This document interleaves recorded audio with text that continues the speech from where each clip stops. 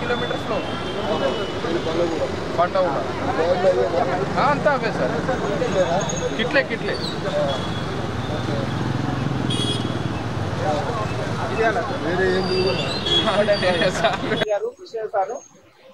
Topic సంబంధించి services సంబంధించి తర్వాత మనకు కొత్త విషయం పెద్దలకు సంబంధించి సమాజంలో మనం ఎట్లా ఉండాలి, మన యొక్క పౌరుల యొక్క బాధ్యత ఏంటి, సమాజంలో ఎట్లాంటి నేరాలు జరుగుతున్నాయి వాటిని ఎట్లా నివారించాలి, తర్వాత పోలీస్కి పబ్లిక్ ఎట్లా సహాయం చేయాలి పౌరులకు అవన్నీ కూడా ఒక 2 నిమిషాలు చెప్తారు.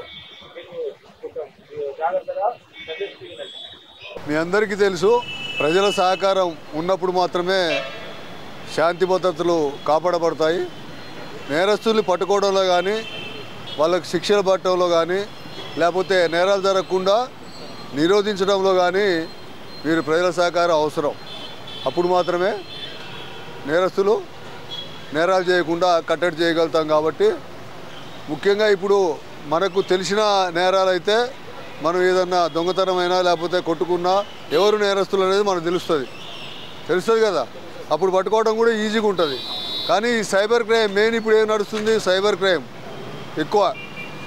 మనం బ్యాంకులో భద్రత ఉంటుందని చెప్పి మనకు ఎప్పుడంటే అప్పుడు డబ్బులు తీసుకోవచ్చు, ఉపయోగపడతాయని చెప్పే ఉద్దేశంతో మనం బ్యాంకులలో డబ్బులు భద్రపరుచుకుంటున్నాం. అంటే బ్యాంకులలో భద్రత ఉంటుంది అనుకుంటే మనం అదే బ్యాంకులలో డబ్బుల్ని భద్రత లేకుండా సైబర్ ముఠాలు ఎక్కడో వేరు స్టేట్లలో రాజస్థాన్, మధ్యప్రదేశ్, గుజరాత్, ఢిల్లీ, చండీగఢ్, పంజాబ్ ఆ రాష్ట్రాల కూర్చొని అక్కడి నుంచి మనకు మన బ్యాంకులో సురక్షితంగా ఉన్న డబ్బుల్ని వాళ్ళు దోచుకుంటున్నారు. అవునా? ఎట్లా? టెక్నాలజీ సాయంతో మనకు లింకులు పంపటము, లేకపోతే మీరు రేటింగ్ ఇస్తే డబ్బులు వస్తాయని చెప్పి మనల్ని మభ్యపెట్టడము, వివిధ రకాల ఆలోచనలతోటి వివిధ రకాల ఆశలతోటి మనల్ని భ్రమలో పెట్టి మన డబ్బుల్ని లాగేస్తున్నారు. అవునా? ఎందుకు ఇదంతా కారణం ఏంది? ఇట్లా మోసపోయే వాళ్ళ వల్ల ఎక్కువ ఎవరున్నారు? చదువుకున్న వాళ్ళే, విద్యార్థులు, ఉద్యోగస్తులు, ఎంప్లాయీస్, చదువుకున్న వాళ్ళు ఎక్కువ మోసపోతున్నారు. ఎందుకండి? ఎందుకు? అత్యాశ. ఆశ కూడా కాదు, అత్యాశ. ఆశ కాదు, అత్యాశ. అంటే డబ్బులు ఊరికే రావనేది ఎన్నిసార్లు వినుంటారు టీవీలలో.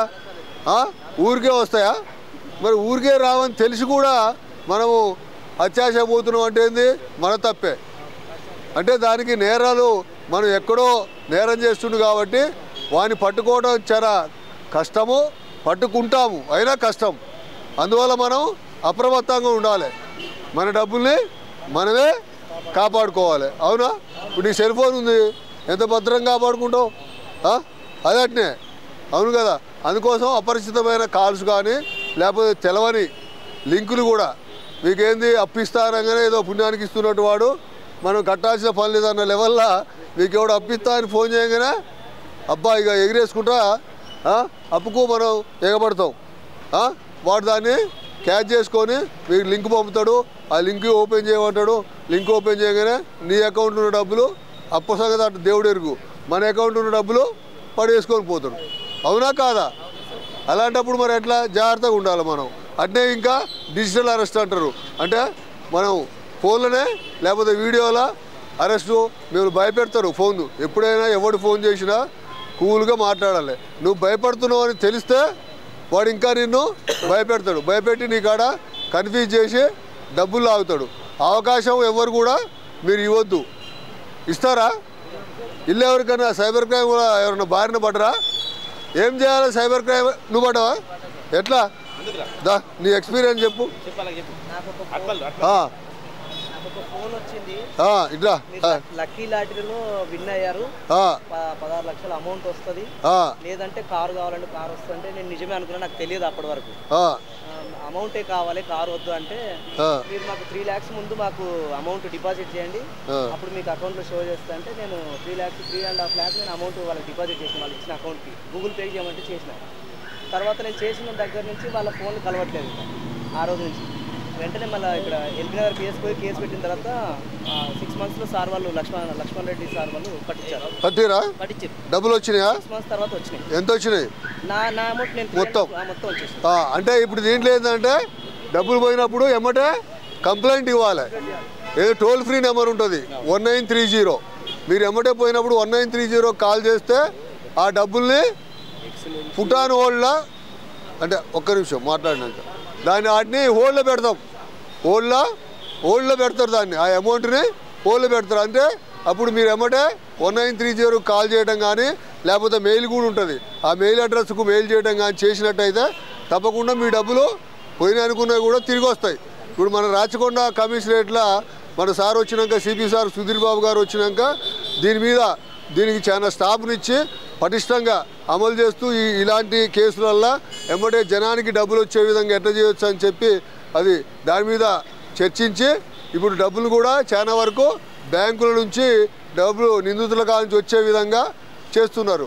సుమారుగా 25 కోట్ల రూపాయలు ఇప్పుడు వాపసు చేయడం జరిగింది. అంటే జనానికి 25 కోట్ల రూపాయలు అంటే మామూలు విషయం కాదు. ఒక రాచకొండ కమిషనరేట్లే అంటే నీకు తెలంగాణలో దాదాపు 700 కోట్ల రూపాయలు పోయినాయి. 700 కోట్లు అంటే మీరు అర్థం చేసుకోండి. రాను ఇదే ఈ నేరాలన్నిటికన్నా పెద్ద ఆర్థిక నేరం అయ్యే అవకాశం ఉంది. అంటే రేపు దేశ భద్రతకు కూడా ప్రమాదకరం. అందుకోసం ఏంటంటే మనం టెక్నాలజీని మంచి కోసం ఉపయోగించుకోవాలి.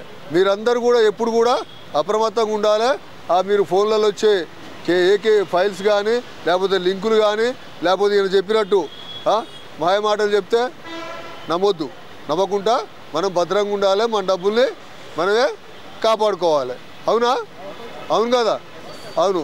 అందుకోసమే ఇప్పుడు డ్రగ్స్ కూడా, గంజాయి మత్తుమందు డ్రగ్స్కు వాటికి కూడా ఎక్కువ అలవాటు పడుతున్నారు. మీ ఏరియాలో ఎవరన్నా ఆ డ్రగ్స్కు గంజాయి అలవాటు పడి మీ కాడ గంజాయి తాగడం కూడా నేరమే, డ్రగ్స్ వాడటం కూడా నేరమే, సప్లయే కాదు వాడటం కూడా నేరమే. అలాంటి మీ బజార్లో లేకపోతే మీకు ఏమన్నా కనపడ్డా మీరు డైల్ 100 కాల్ చేయండి, లేకపోతే కన్సర్న్ పోలీస్ స్టేషన్కి కాల్ చేయండి, ఏసీబీకి కాల్ చేయండి. మీకు నెంబర్లన్నీ కూడా నెట్లో వస్తాయి. ఏసీబీ ఎల్బీ నగర్ అని కొడితే నా నెంబర్ వస్తుంది, నాకు ఇన్ఫర్మేషన్ ఇవ్వచ్చు. అది సీక్రెట్గా ఉంటుంది. అవునా? అది ఆ రకంగా కూడా మనందరికీ సామాజిక బాధ్యత. అది సామాజిక బాధ్యత. మనం శాంతి భద్రతలు కాపాడటం సామాజిక బాధ్యత. ఒక పోలీసే కాదు యూనిఫామ్ లేని ప్రతి పౌరుడు కూడా, అంటే మీరందరూ పోలీసులే, యూనిఫామ్ లేని ప్రతి పౌరుడు కూడా పోలీసే. ఎందుకు? నీ కళ్ళ ముందులో ఒక నేరం జరుగుతుంది, నువ్వు ఆపొచ్చు దాన్ని, ఆపి మాకు ఇన్ఫామ్ చేయొచ్చు పోలీస్కి. అందుకోసం యూనిఫామ్ లేని ప్రతి పౌరుడు కూడా పోలీస్. అవునా కాదా? మరి అలాంటప్పుడు మీరంతా మీ బాధ్యత తీసుకొని మీ కళ్ళ ముందర ఏమైనా నేరం జరుగుతుంటే ఆడ యాక్సిడెంట్ అయింది, కింద పడిపోతాడు, మనిషిని అతన్ని ఆపాలి, యాక్సిడెంట్ చేసేవాడిని పట్టుకోవాలి, ఇన్ఫామ్ చేయాలి, డైల్ 100 చేయాలి. అదంతా తోలిపెట్టి మనం ఏం చేస్తాం? ఫేస్బుక్లో పెడతాం. అదే గొప్ప పని అయినట్టు. అంటే ఈడ సామాజిక స్పృహ జనాల్లో లోపించింది. అవునా? మానవత్వం అనేది లేకుండా పోతుంది రాను. అది మరీ అన్యాయం. మర్డర్ జరుగుతుంటే వీడియోలు తీస్తుంటారు, ఆపాలి కదా. అంటే మీకు బాధ్యత లేదా? ఒక పోలీసే కాదు కదమ్మా, పోలీసు ఎంతమంది ఉంటారు? చాలా తక్కువ మంది ఉంటారు. జనాలు ఎంతమంది ఉంటారు? చాలా ఇది ఉంటారు. అందుకోసం పోలీసులు ఎప్పుడు కూడా పాజిటివ్ వేలనే ఆలోచించాలి. మీకు కూడా బాధ్యత ఉంది అనుకోవాలి. అవునా? అలాంటప్పుడు మన బాధ్యతగా మనం చేయాల్సిన పని చేయాలి. పోలీసు సహకరించాలి. పోలీసు సహకరించడం అంటే ప్రజలకు సహకరించినట్టే. పోలీసు కూడా మీ ప్రజల నుంచి వచ్చిన వాళ్ళే. మేము కూడా గ్రామీణ ప్రాంతం నుంచి వచ్చి మేము కూడా పోలీసు అయ్యి ప్రజల కోసం పనిచేస్తున్నాం. ఆ విషయాన్ని మీరు దయచేసి గమనించాలి. పోలీసు సహకరిస్తే ప్రజలకు సహకరించినట్టే. ఆ విషయాన్ని మీరు దృష్టిలో పెట్టుకోండి. అదేవిధంగా ఇక ట్రాఫిక్ విషయంలో ట్రాఫిక్ కూడా మొత్తం ఇట్లా ఆపోజిట్ డైరెక్షన్లో పోతుంటారు, ట్రిపుల్ రైడింగ్ పోతుంటారు. అట్లా పోకూడదు. బండి తయారు చేసింది ఎంతమందికి? 2 కోసం. ఆ బరువు ఆపుతుందా? అది బ్యాలెన్స్ తప్పుతుంది. ప్రతి ఒక్క లైసెన్స్ తీసుకోవాలి, డ్రైవింగ్ లైసెన్సు, ఇన్సూరెన్స్ ఉండాలి. ఎందుకు ఇన్సూరెన్సు? ఏదైనా జరిగితే యాక్సిడెంట్ అయితే కనీసం మనం పోయినాం, ఉన్నోళ్ళకన్నా డబ్బులు వస్తాయి. అవునా? కనీసం అది ఆలోచించండి. మనం పోతాం, వాళ్ళు ఏదో ఏడుస్తారు 4 రోజులు, తర్వాత పాపం వాళ్ళ బతుకు వాళ్ళు బతుతారు. వాళ్ళ కంపెన్సేషన్ రావాలంటే, ఇన్సూరెన్స్ రావాలంటే మనం ఇన్సూరెన్స్ పాలసీ కూడా ప్రతి వెహికల్కి ఉండాలి, ఆర్సీ ఉండాలి, పేపర్లన్నీ కూడా కరెక్ట్గా పెట్టుకోవాలి. ఆపోజిట్ డైరెక్షన్లో ఎట్టి పరిస్థితుల్లో పోవద్దు, ఆపోజిట్లో పోతుంటారు. ఎంత దూరం అండి? ఒక అర్ధ కిలోమీటర్ 300 మీటర్లు ఉంటుంది, అక్కడ పోయి యూటర్న్ చేసుకోవాలి. అవునా?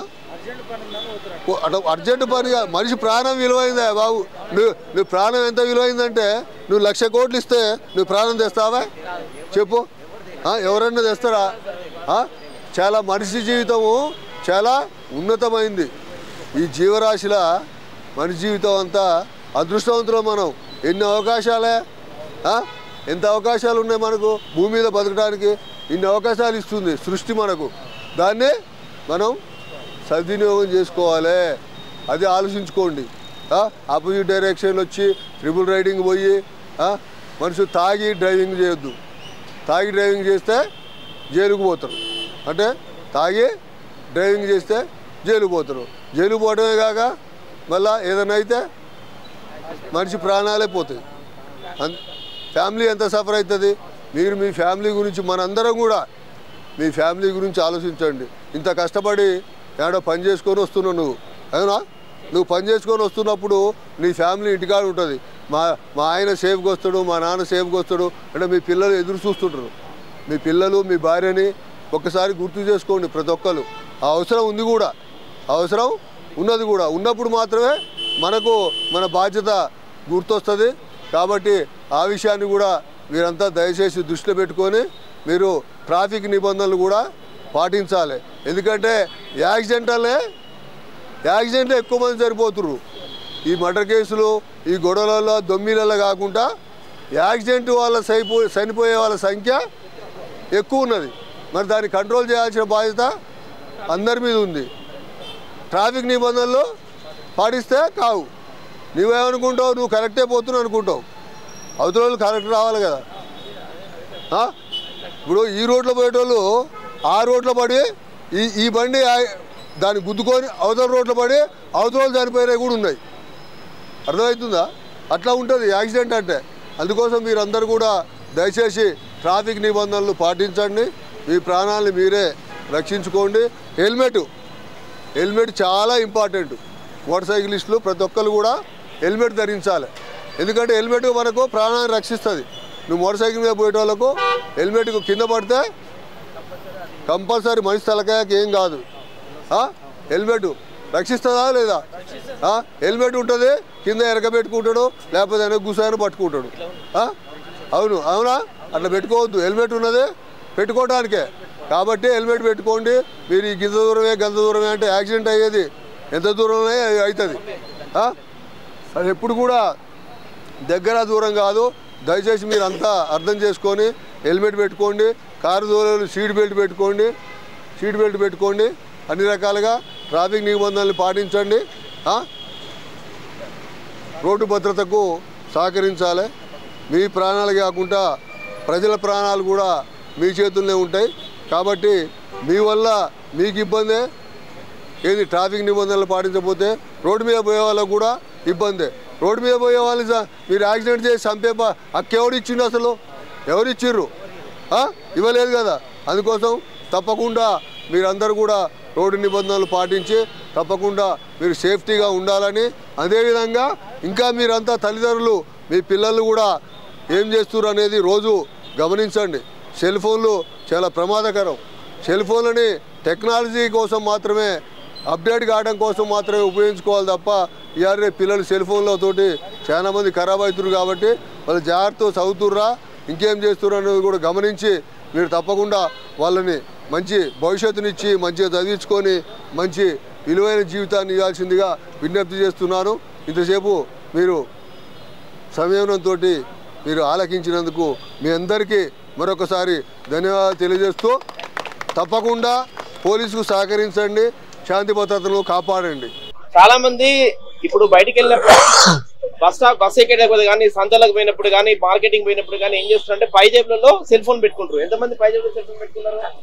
ఆ సెల్ ఫోన్ చాలా ఈజీగా పోతాయి. ఎందుకంటే బస్సు ఎక్కేటప్పుడు కానీ సందర్భంలో కానీ ఏం చేస్తారంటే మన పక్కన ఒక ఇద్దరు మనుషులు వచ్చి మనం చూసినట్టుగా హడావిడి పెట్టినట్టు చేస్తారు. మనకు తెలియకుంటే మన పైజాబ్ నుంచి సెల్ ఫోన్ కొట్టేస్తారు. ఓకేనా? కాబట్టి మీరు ఎప్పుడు బస్సు ఎక్కేటప్పుడు కానీ బయటికి వెళ్ళినప్పుడు కానీ పైజాబ్లో సెల్ ఫోన్ పెట్టుకోకండి. సైబర్ లో పైజాబ్లో పెట్టుకోరంటే అది పోయే అవకాశం ఎక్కువ ఉంటుంది. దాంతో పాటు మళ్ళీ సెల్ ఫోన్ లో కూడా సైబర్ క్రైమ్ అవుతుంది. మనకు ఎట్లయితే అంటే సెల్ ఫోన్ పోతుంది, పోయిన తర్వాత ఎవరు అన్నోన్ పర్సన్ దొరుకుతుంది. దొరికినప్పుడు ఆ వ్యక్తి ఏం చేస్తారంటే దాంట్లో ఉన్న సిమ్ కార్డ్ తీసుకొని వేరే ఫోన్ లో వేసుకుంటాడు. వేసుకున్న తర్వాత దానికి Google pay, phone pay activate చేసుకుంటాడు. ఎట్లా యాక్టివేట్ చేసుకుంటాడు అంటే దానికి మన కొత్త ఫోన్ కొనుక్కున్నప్పుడు ఎట్లయితే యాక్టివేట్ చేసుకుంటామో వాడు కూడా మన సిమ్ వాడి యాక్టివేట్ చేసుకున్నప్పుడు దానికి ఒక ఓటీపీ వస్తుంది. ఆ ఓటీపీ వాడి పిన్ నెంబర్ పెట్టుకుని మళ్ళీ మన దగ్గర ఉన్న డబ్బులన్నీ కూడా వేరే అకౌంట్కి పంపించుకుంటాడు. కాబట్టి మీరు ఎప్పుడు సెల్ ఫోన్ పోయినా కానీ ఎమ్మటే ఏం చేయాలంటే అకౌంట్ అనేది బ్లాక్ చేసుకోవాలి. ఏది మన బ్యాంక్ అకౌంట్. దాంతో పాటు ఈ సిమ్ కార్డ్ కూడా బ్లాక్ చేయించాలి. చేపిస్తే మన డబ్బులు పోకుండా ఉంటాయి. ఓకేనా?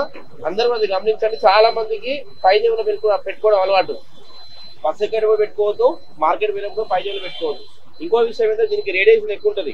పైజేబులో పెట్టుకున్నప్పుడు ఈ గుండె దగ్గర ఉంటుంది కాబట్టి మనకు హార్ట్ అటాక్ వచ్చే అవకాశాలు ఎక్కువ ఉంటాయి. లంగ్ క్యాన్సర్ వచ్చే అవకాశం ఎక్కువ ఉంటుంది. మ్యాక్సిమం ఫోన్ ఎప్పుడు కూడా మనం చేతిలో పట్టుకోవాలి, లేకుంటే కింది జేబులో పెట్టుకోవాలి. ఓకేనా? అది పాటించండి కంపల్సరీ. రైట్? ఓకే. మన కార్యక్రమానికి వచ్చినటువంటి ఏసీపీ గారికి మా నాగోల్ పోలీసు తరఫున ధన్యవాదాలు తెలియజేస్తున్నాను. Thank you sir.